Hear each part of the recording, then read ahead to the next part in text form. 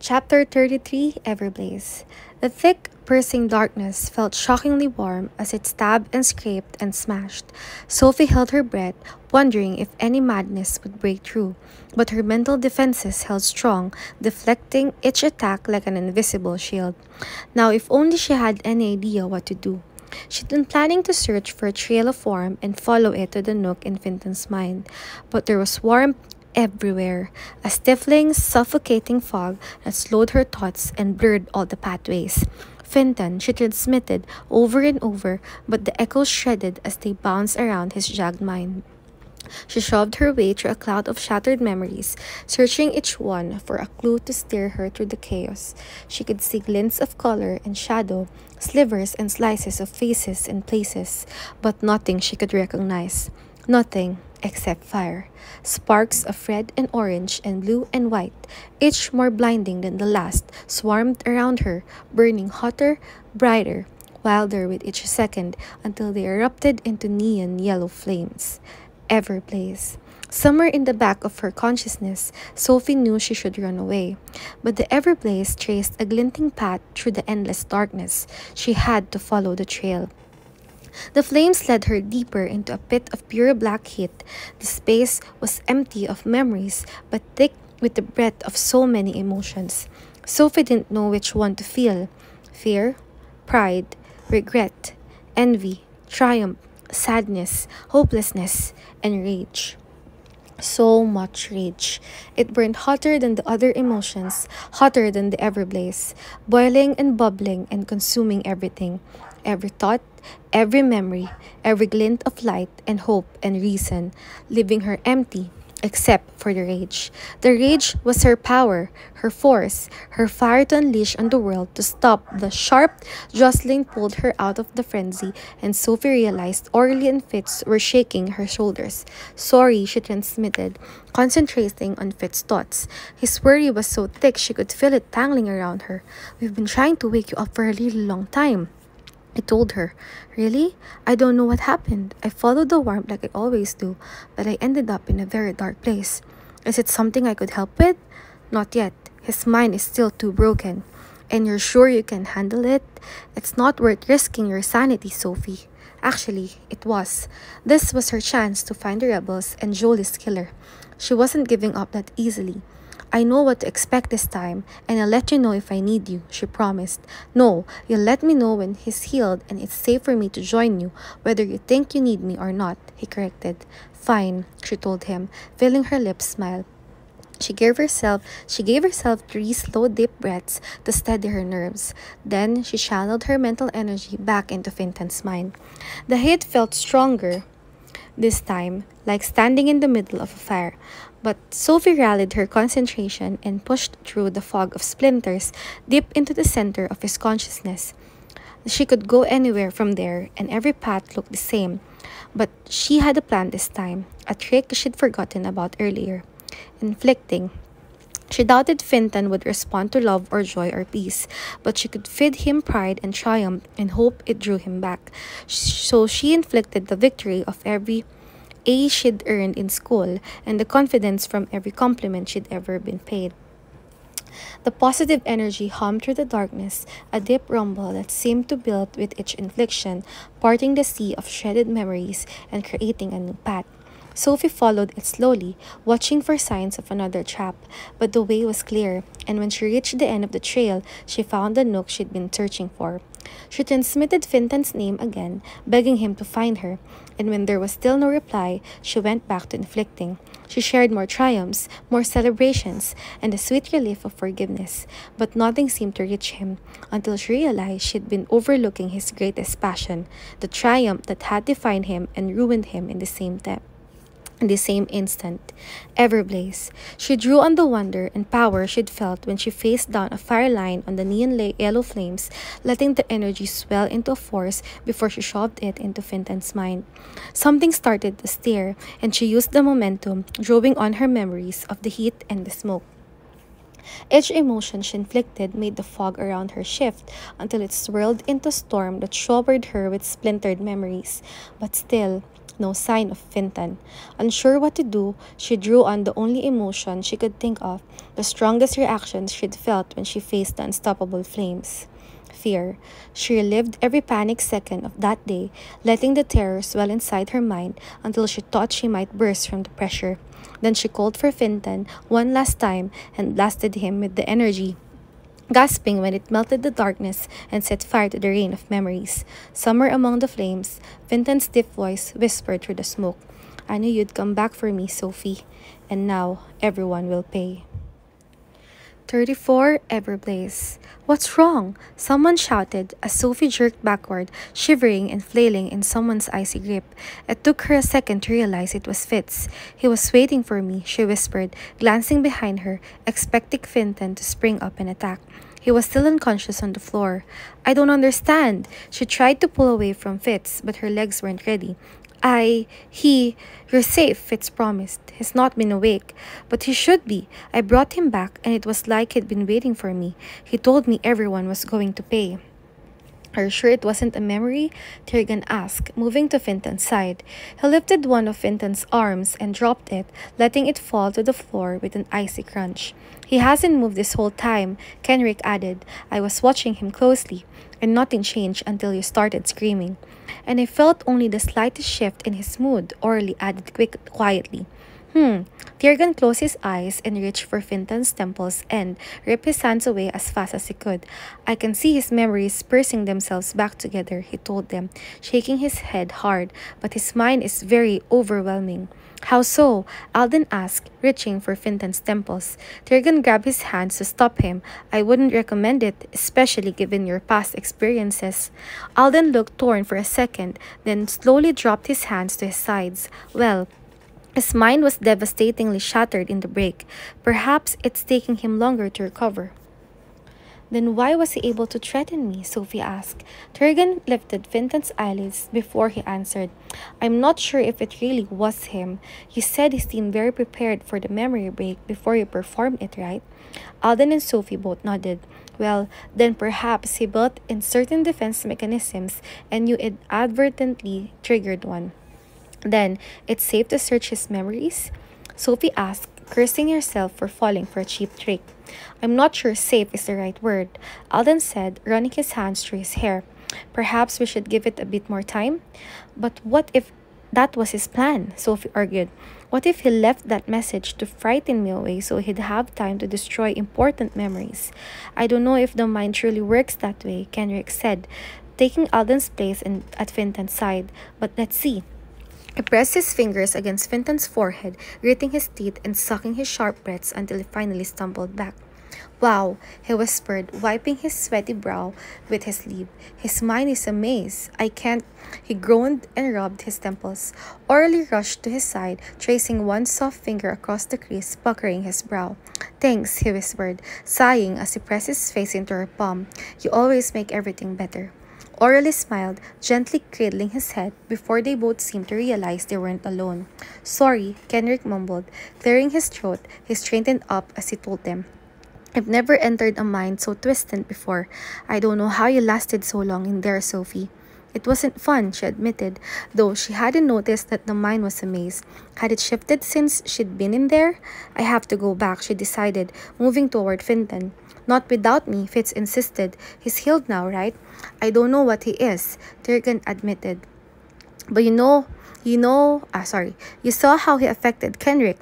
"Yes, but Kenrick's a big softy," Counselor Terek teased. "Every time we take a vote, we can count on Kenrick to vote for mercy. That's why I'm everyone's favorite. Well, second favorite, empaths always win." Orally brushed. "I'm sure I can handle it," Fitz insisted. "And I applaud your bravery, son," Alden told him. "I also understand your urgency, Sophie, but haste is never a wise course." "Neither is wasting time and overthinking things," Sophie argued. "If it helps, I'm not picking up any potential for danger." Counselor Terek offered. "Actually, I find that rather more upsetting," Alden told him. "So do I," Tiergan agreed. "Me too," Kenrick added. "Are you doubting my abilities?" Counselor Terek's tone was light, but there was a definite edge of annoyance. Orly made her way over to Fintan, tracing her fingertips across his forehead, his feeling everything and nothing all at once. Surely that could confuse her descrying. Perhaps, Counselor Tarek reluctantly agreed. It doesn't matter, Sophie jumped in. We all knew this was going to be dangerous. I still have to try. I think you mean we, Fitz corrected. We have to try. Sophie sighed. Fitz, who thinks Sophie should go back into the crazy mind maze without a guide? Fitz interrupted, looking to see if anyone would raise their hand. Alden looked the most tempted, though Counselor Tarek was a surprisingly close second, but no one did. If something happens, Sophie tried. What if something happens to you? Fitz argued. I can't sit here uselessly anymore. You trust me, don't you? I do, but you either trust me or you don't. She really wished there was a secret answer number 3 that would keep Fitz safe, but she knew she was right, and she probably was going to need him. Get ready, she told him. We're going in. Okay, this is way creepier than I thought it would be.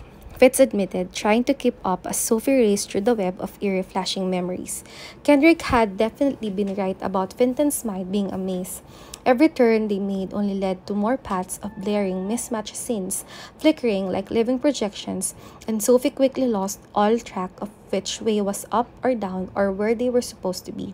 Is this how it was last time with my dad? Fitz asked as they backtracked from yet another dead end. It was still overwhelming, but not so calculated.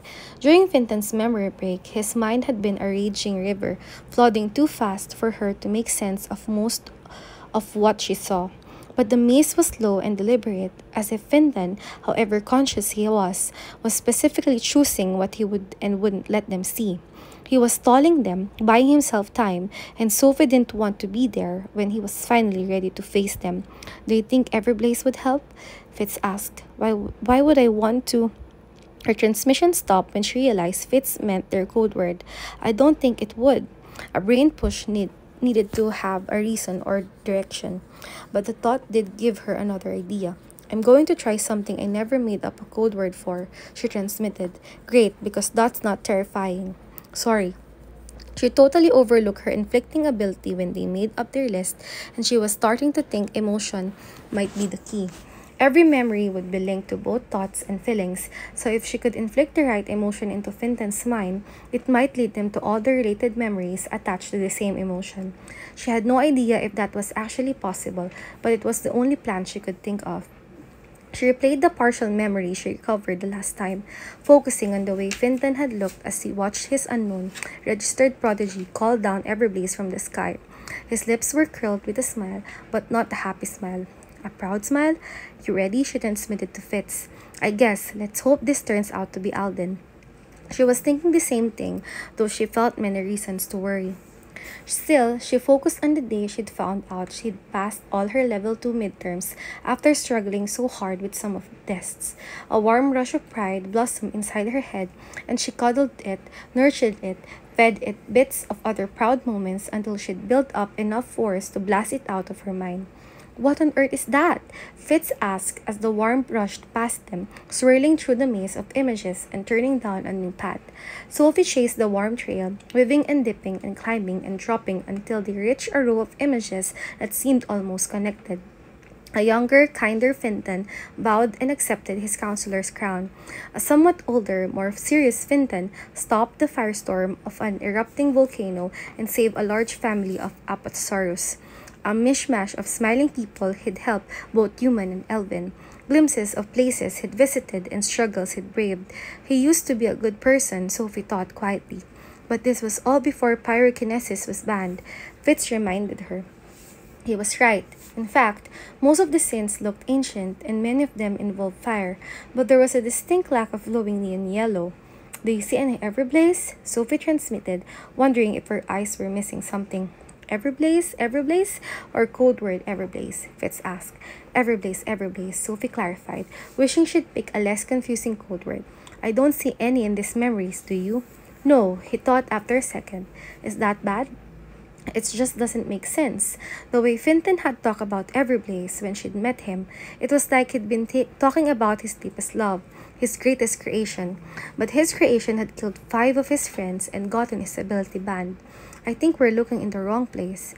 Maybe she'd gotten mushy after seeing all the good things Fintan had done, but she couldn't help wondering if the memory they needed was tucked away with Fintan's secrets.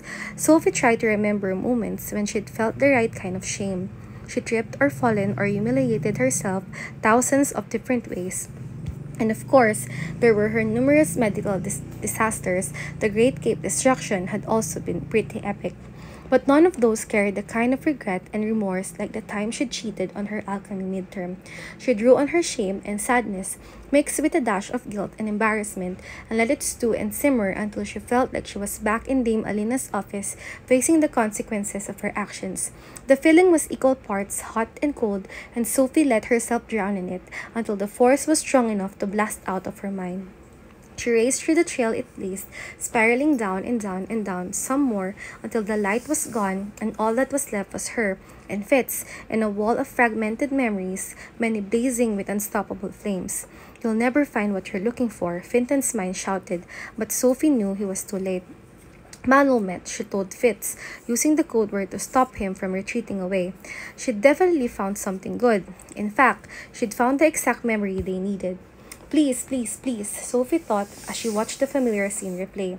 The memory started earlier this time, and she stared through Finton's eyes as he stood behind an elf in long red robes and pointed up to the night sky to one star that seemed to burn brighter than the others. "Turn around," Sophie begged as the elf murmured something to the stars. She couldn't understand the words, but she knew the voice. The hollow, empty tone had been etched into her brain the day her kidnapper had dragged her out of her drugged haze and burned her wrists for not answering his questions. This was it, the clue she'd been waiting for. All she needed was for him to turn around and show his face. Turn around, turn around, turn around. The figure stretched his palm toward the sky, curling his fingers, still whispering something Sophie couldn't understand. Turn around, turn around, turn around. Instead, the memory sputtered to a halt, like Finton had just hit pause. "No, you don't," Sophie transmitted, focusing harder, trying to push through whatever barrier Finton had just made. His mind fought back, and no matter how many times she lunged for the memory, Finton kept shoving her away. "Everblaze," Sophie warned Fitz, concentrating on the humming energy in the back of her mind and blasting it at the guarded memory. The brain push broke through, whirling the scene back to life, but it was blurry now. She could barely make out pale skin and dark hair, not enough to identify him, but hopefully another brain push would clear away the rest of the fog. The memories sped up as Sophie tried to focus on the energy left in her head, and by the time she called Everblaze again, the scene had skipped to the moment the neon yellow flames erupted, burning wilder than the last time she'd watched the memory. Not just a ball of flame, an inferno. "And so we began," Fintel told her, and she pushed at the memory from every side, trying to catch a different view of her kidnapper's face through the smoke. "Everblaze," Fitz transmitted, but Sophie had nothing left to give. Her mind was too drained, and she could barely think through the heat and the blinding flames that seemed to be consuming the memory from the outside in. "His identity dies with me," Finton told her. "Everblaze! Everblaze! Everblaze!" Fitz screamed. It was only when he added Verminion to the mix that she realized he might not be using the code.